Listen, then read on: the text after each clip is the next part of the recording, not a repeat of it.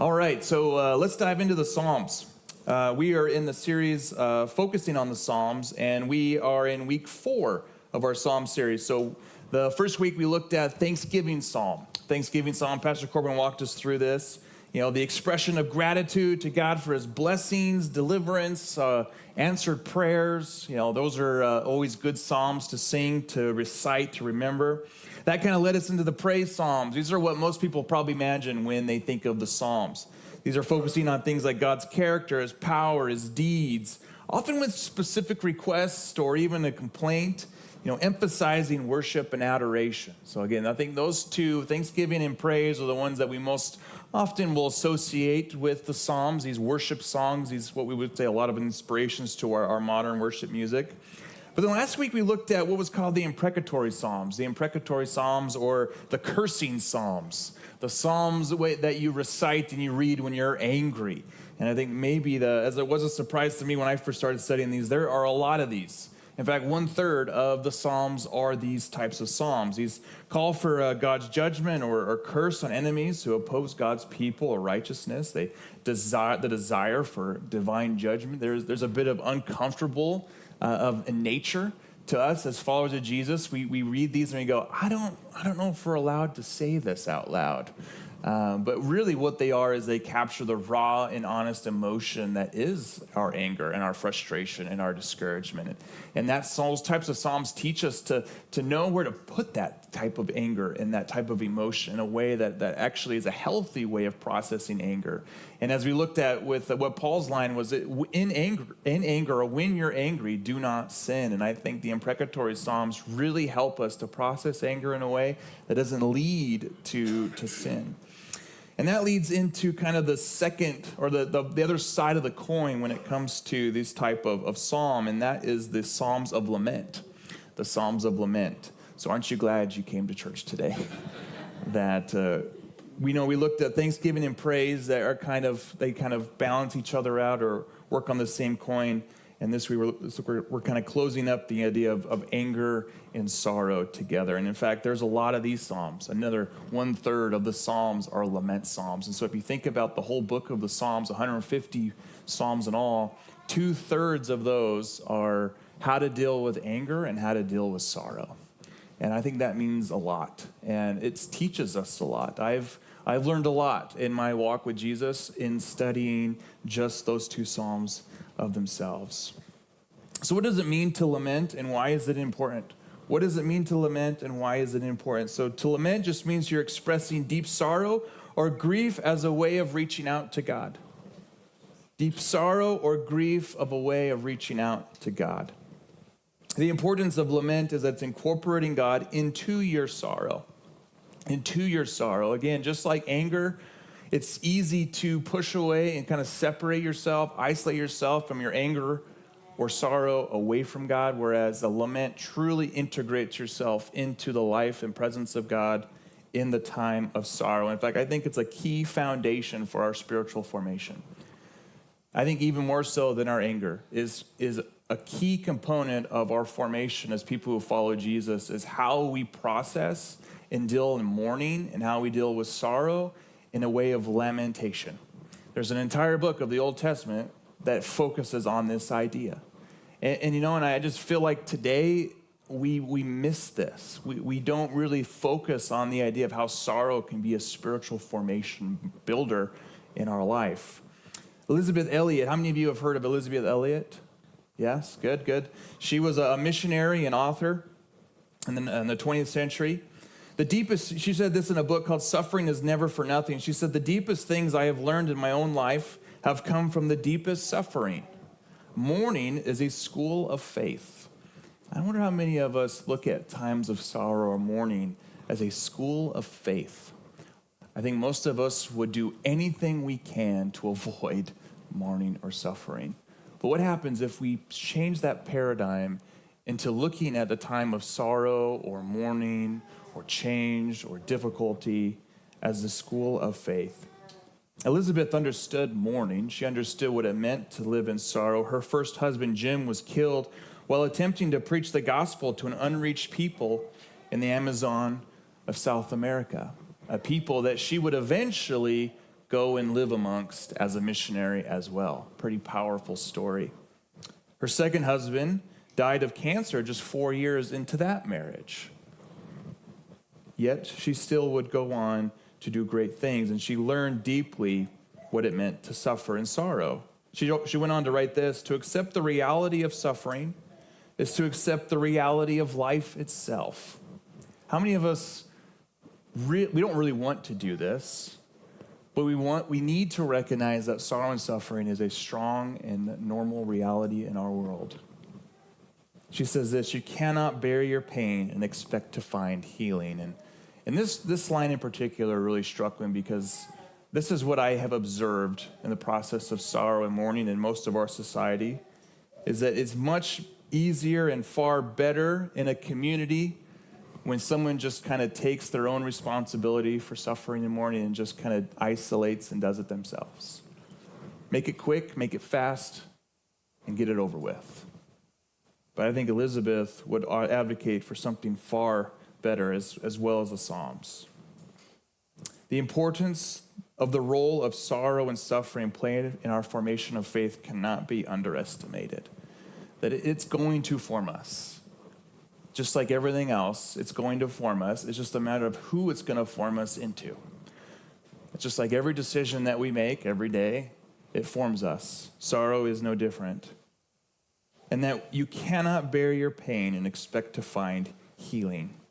Those are two really important things that I think the Psalms, especially the Psalms of Lament, teach us how to work into our life in a way that builds us and we find health. So we're going to read Psalm 13 today. It's a short psalm, only 6 verses. But this is where we're going to start in our journey of how to discover the Psalms of Lament. A Psalm of David: how long, Lord, will you forget me forever? How long will you hide your face from me? How long must I wrestle with my thoughts and day after day have sorrow in my heart? How long will my enemy triumph over me? Look on me and answer, Lord my God.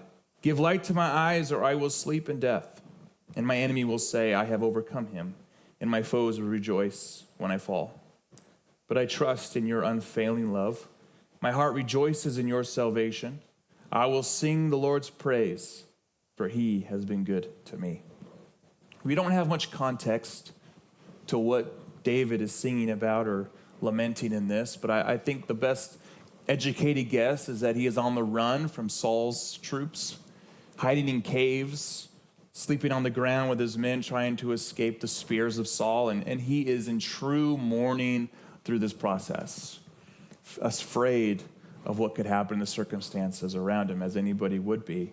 And I think the biggest thing that we resonate with, at least I do when I read that, is that idea of how long, Lord, will this go on?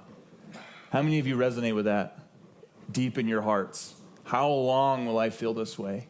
How long will I have to endure this hardship and this difficulty? How long will I feel sad? How many of you would, the idea of how to wrestle with your own thoughts, my goodness, is there anything more human than that?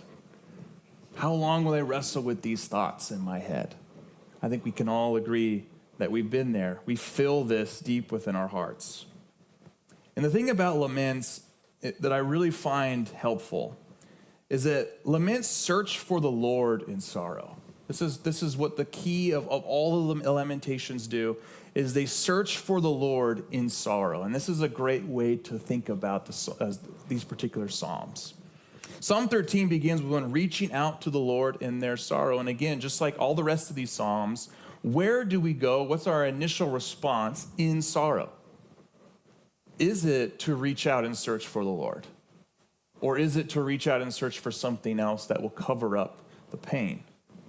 In this example, how long will the suffering and sorrow be with me, is what David is screaming for. How long will this insufferable pain and fear be with me?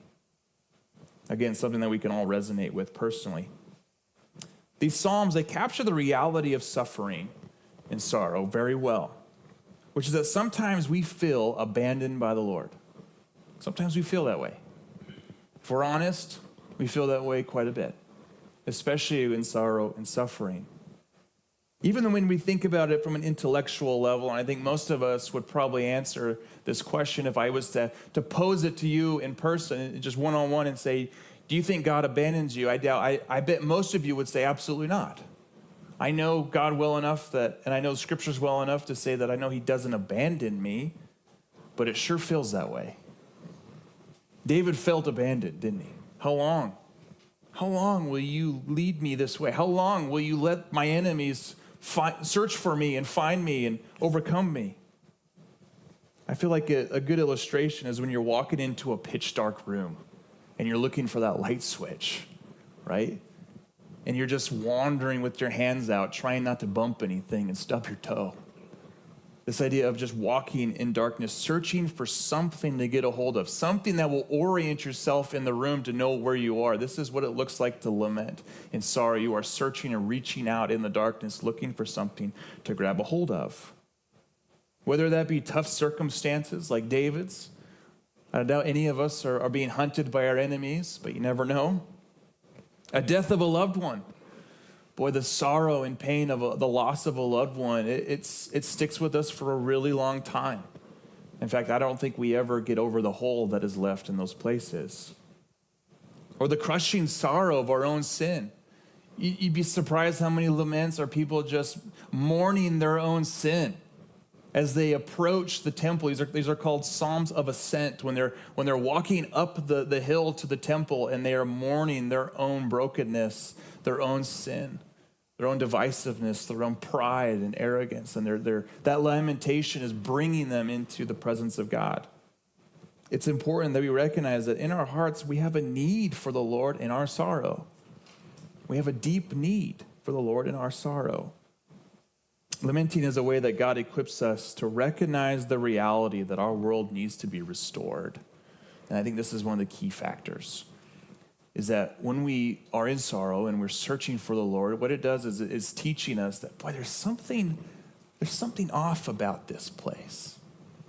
There's something off about where I live and this reality that I live, that when you lose somebody in particular, the world kind of feels like it tilts a little bit, doesn't it? It just doesn't sit right anymore. And I think that is an important recognition as we realize, boy, there is something broken here. You know, I think death in particular, it doesn't sit with us very well. It feels wrong and it feels off when those things are experienced, and it doesn't make any logical, rational sense. I think God uses those moments to say, yes, this world needs to be restored. This world needs to be redeemed. This world needs me. In these times of searching at him in the dark, realize just that we are in a dark room. I think a lot of times we can walk in this world and just kind of have a false narrative that we teach ourselves, that everything is just going to be perfect all the time and wonderful. When we realize these sorrows of lament really teach us and bring us down to reality that, oh, there is a lot of brokenness and sin in this world. And I think that is a healthy place to be, especially in relation to who our God is. I think lamenting is a big part of that. So here's my advice in those moments. When you find yourself in a dark room, wandering, looking for something to hold on to, searching for the Lord in your sorrow, here's my advice. Don't rush the season. Don't rush the season. Don't rush a time of lament. Don't put well, I'm going to give myself 2 days to be sad, and I'm going to move on. Don't rush what the Lord is going to do in that moment. In our sorrow or pain, the temptation is again, really try to suppress it, distract yourself away from it, or rush through the process.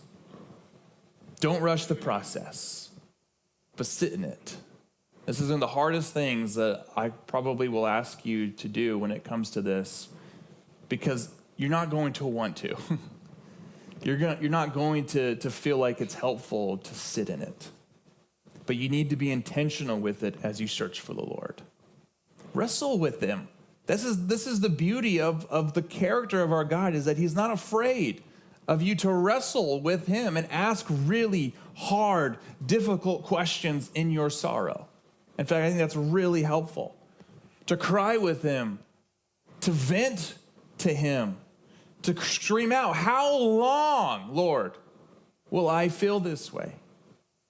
To feel it, to really experience the emotion is exactly what he wants, because he wants to do it with you. I think sometimes we get so distracted and isolated on who God is, but really he is a God who meets us and weeps with us in our sorrow. This is so important to his character. That's what led to many of these Psalms being written in the first place, where people like David mourning and being sorrowful for their circumstances or what they're experiencing in the moment. It's uncomfortable. And it goes against the trend of, I think, of our modern society. We don't take mourning periods. We're like the first people in the history of humanity to say we just shouldn't give a mourning period to people. In thousands of years of our history, people had moments where you would take a certain amount of time and you would actually experience the sorrow and mourning of loss. Instead, we do something differently. I think in our society, sorrow, grief, mourning is seen more as an inconvenience to overcome. Like, oh, I'm just sad. I just need to get over it. I need to overcome it. We don't really look at it as something that really builds our faith. I don't know too many who really have that perspective, like, yes, I want it to build my faith rather than something inconvenience to overcome. There was an article written by a guy named Stephen Mintz. It was in an article or a magazine called Inside Higher Education. And he talks about the culture of denial in the American culture. And I'll read what he said here. He said, American grieving and mourning practices are shaped by a cultural discomfort with mortality. I think that's true. I think some of you got real uncomfortable when I started mentioning death even, right? This is why I came to church, right? Make me feel better. Don't talk about this. A preference for quick resolution of sorrow and the expectation individuals handle grief privately. Yeah, I think that's a big one. Handle grief privately. I'm here for you, but don't really involve me in your mourning. In fast-track, quick-fix society that values speed, efficiency, individualism, Americans are encouraged to process grief quickly and quietly, with death pushed to the margins and mourning treated as a personal responsibility rather than a communal act. This goes against so much of the grain of human history, where people mourned and experienced sorrow together within community rather than in this inconvenience, fast, quick-paced individualism. It's a strange way to mourn in the world of history. The expectation was always to mourn, but not to suppress or bury it like it is today. I had a good friend of mine whose husband passed away. This was quite a few years ago, almost 10 years ago now. And she was a big racquetball player. And so she would go to weekend tournaments and play racquetball after he passed because it was something that she enjoyed, and it it just gave her some joy in the kind of the midst of the sorrow that she was experiencing. And there was a doctor there. I don't know what kind of doctor he was, but there was a doctor who knew that her husband had passed away, and so he approached her while she was at this tournament and said, I have something for you if you don't want to be in pain anymore. And she kind of looked at him funny. Like, she says, I'm not in pain, I'm in mourning. And to me that story resonates well with what the research is showing here, that we would rather take a pill than feel sorrow. We would rather try to bury the pain than experience mourning. And I think if we're truly honest, a lot of us probably feel this way. Especially if you're in a time of sorrow now, you're probably sitting here going, how long am I going to feel this way? How long will it still hurt? I would imagine my good friend also still feels that way in times. But that story always made sense to me. That I think we often will try to cover it up with quick fixes and fast-track solutions, rather than the really inefficient and slow process of sitting in the pain through mourning and lament. And here's the thing about Jesus. He's wildly inefficient. Like the things that he did, the things that he does, I think he used to make the disciples crazy. Right? Like they would see these big movements of people coming, and then Jesus would say something really hard like, yeah, unless you drink my blood or eat my flesh, you can't follow me. And they're like, what? We had thousands of people. He just made things really inefficient. And I think God does that on purpose. He loves to make us sit in places where we have to wrestle with truly what's happening on the inside of us. What really matters, the motivations that we have, the fears that we have, the pain that we experience. This is where he likes to live and where he likes to meet us. This is where true transformation happens. God is not offering you a quick fix of your sorrow in these Psalms. He's offering you a mirror to look at your sorrow and recognize what's going on inside. And he's willing to change you as you meet him in it. Something that David recognized. Some of his best psalms, again, some of his best cries of lamentations were after his biggest sins. Whenever somebody comes into my office and talks about the shame and guilt of their past, I usually just ask them, have you ever committed adultery and then killed the man you committed adultery against? They go, well, no. I was like, then you're not as bad as David.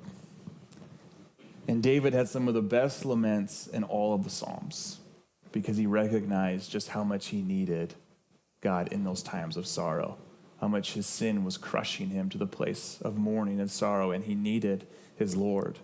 I think we have a lot to learn from him in that way, in that regard. What God is doing, he's offering you a place to articulate your cries to him, just like in Psalm 13. Well, he meets you in the sorrow so that we can find his hand to hold in the darkness.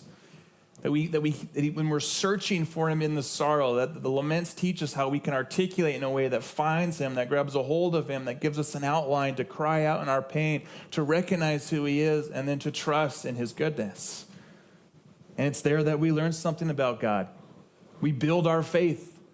We learn about who he is in these times in darkness because he is so close to us in these moments. This is where I'm at in my walk with Jesus right now, is that when I get to sit in sorrow, I get excited. And how messed up is that? And there's something broken in me now because I recognize that when I'm in brokenness, God is like palatable to me, that he is closer to me than anything I can experience.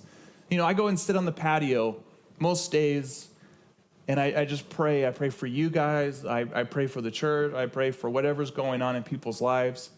And those are really fun moments, and I enjoy praying for people out there. But being able to sit in the sacred space with somebody who is grieving and mourning, God is in those rooms. They're difficult and uncomfortable rooms, but that's exactly where the Lord is. Look at Psalm 34:18. The Lord is close to the brokenhearted and saves those who are crushed in spirit. Oh, this passage has given me great encouragement in my life. Because again, the sorrow makes it feel like you've been abandoned, but in reality, he's the closest you'll probably find him, and maybe in your life, depending on what the circumstances are. Matthew 5:4, Jesus says this in one of his most famous sermons, blessed are those who mourn. I don't think many of us feel blessed. Do you feel blessed when you're mourning?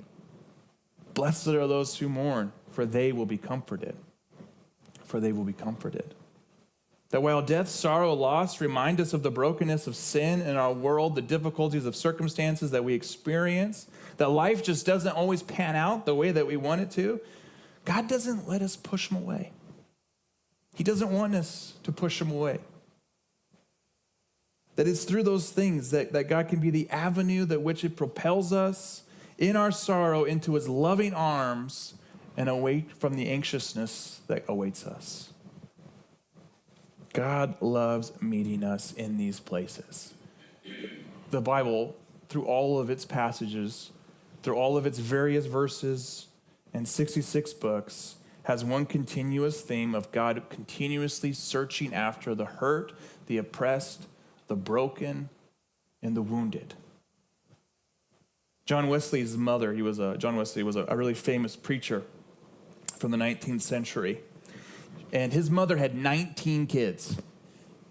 That's a lot of kids. 19 kids. She was asked one time, which one gets your most attention? Which one do you give most attention to? And I imagine it was kind of a fishing question because John Wesley was so famous. Maybe they were thinking, well, maybe it was your favorite one, Pastor John. And her response really is amazing. She says her response was this: the one who was sad, the one who was hurt, and the one who was hungry. She says those are the ones that get my most attention. And I think God is exactly the same way. That it's in our sorrow that he looks at us as a good father with empathy and compassion and wants to be there with us. The scripture is a full example of God's heart and desire being drawn to the helpless, the weak, the sad, the broken, the lamenter. So as we embrace the idea of laments, as we sing these psalms as worship songs in our times of sorrow, we can know and hold firm to that he sees us. In fact, he's going to make himself very well known to us. He wants to meet you. He wants to show you more of who he is as you search for him. And that might take some time. It might take years. It might take a lifetime. Are you willing to do that with him? To sit in sorrow and learn from him? Let me ask you this question. What do you turn to in your sorrow? If something was to happen today, a great loss, God forbid, circumstances change, what would you turn to? What's your go-to in times of sorrow? What do you search for when you're in pain or crippled with sin?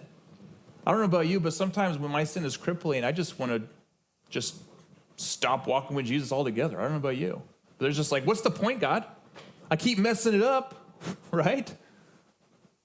How many of you have felt that way? But what in reality is God is pushing you closer, bringing you in through the mourning of your sin. He's there. Lamenting is teaching us to search for him, to find him in the darkness so that he meets us. The second advice I can give you is find him in your story. Find him in your story. Stories are powerful things, aren't they? They are very powerful things. The Psalms of Lament, like Psalms 13, direct our stories of sorrow towards stories of redemption. Towards stories of redemption. I like to think of Psalm 13 a bit like David is writing these in pieces.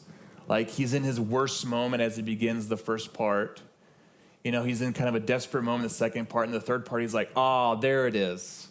I finally got through this and I have seen my redemption. As he remembers the loving faithfulness and goodness and the salvation of our God.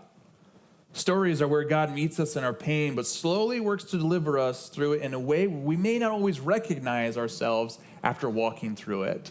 And this is the joy of my life at being a pastor, is I get to walk people through the sorrow where they get to the other side of it and they're different people.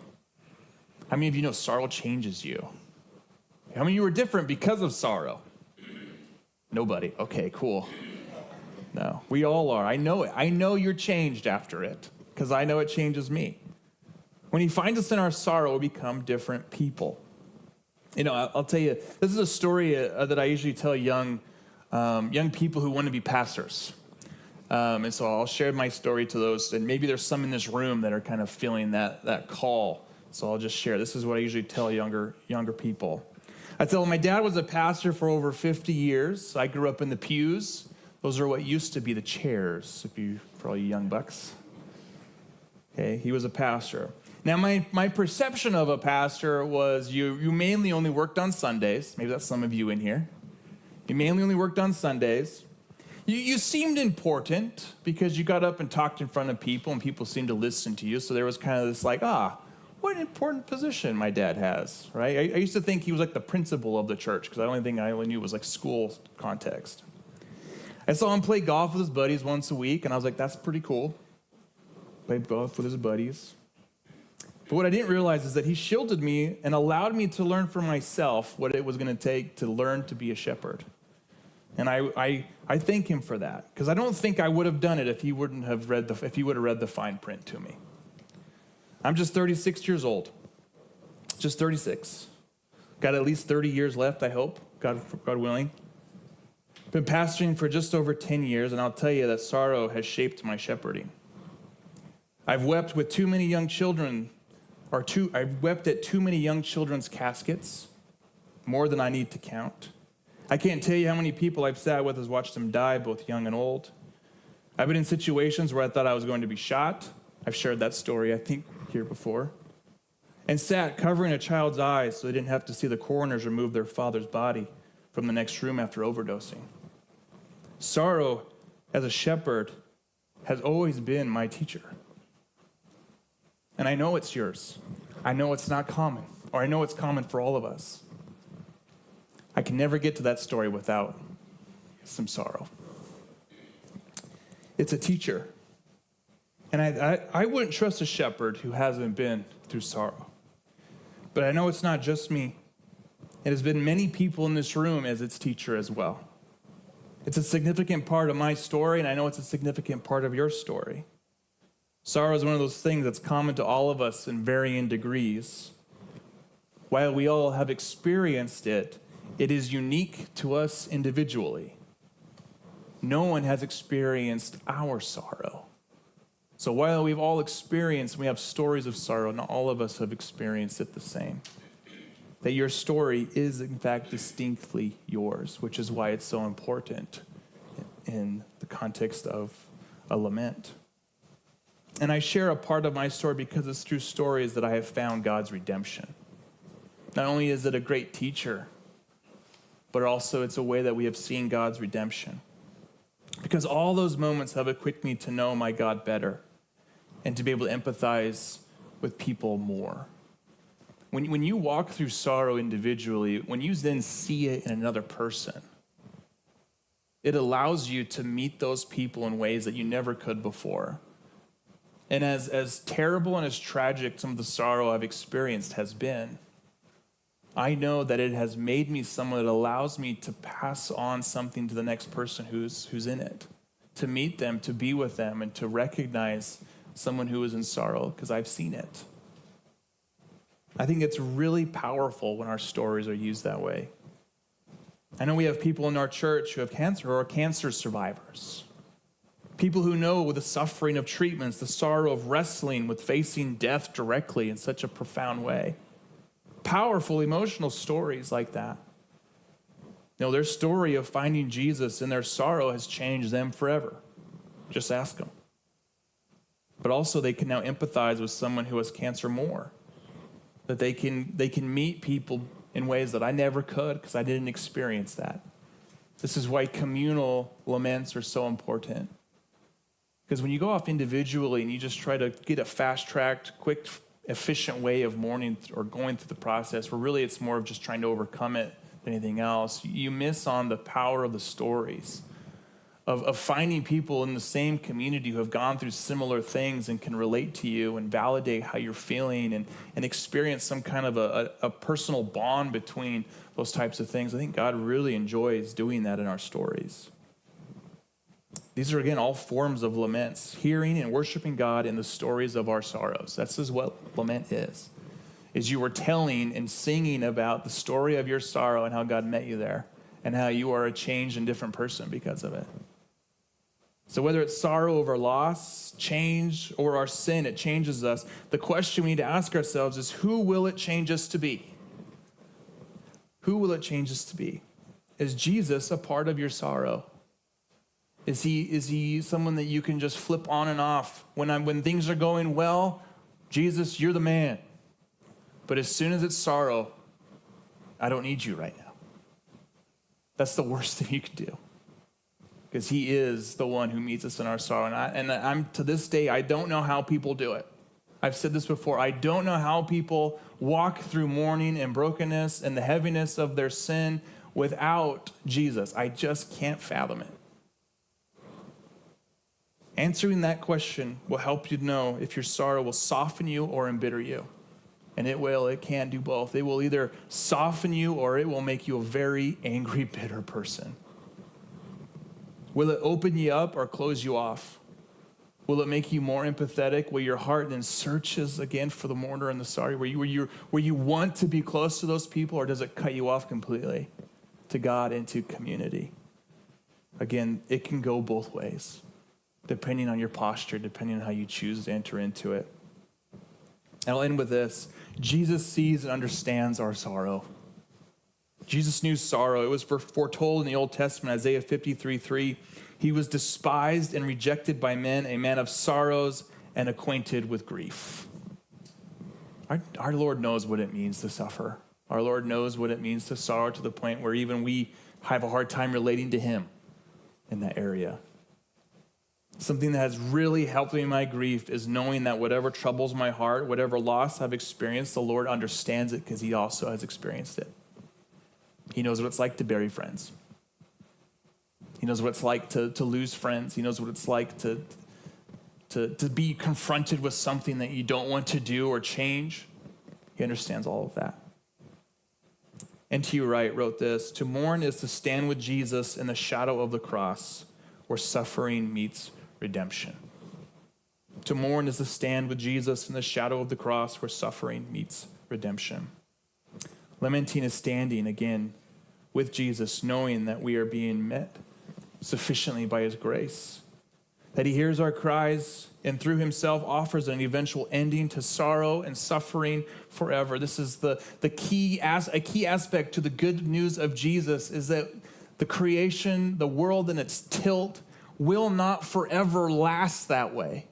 That is the reality today, but it will not be the reality forever. And that is something to celebrate.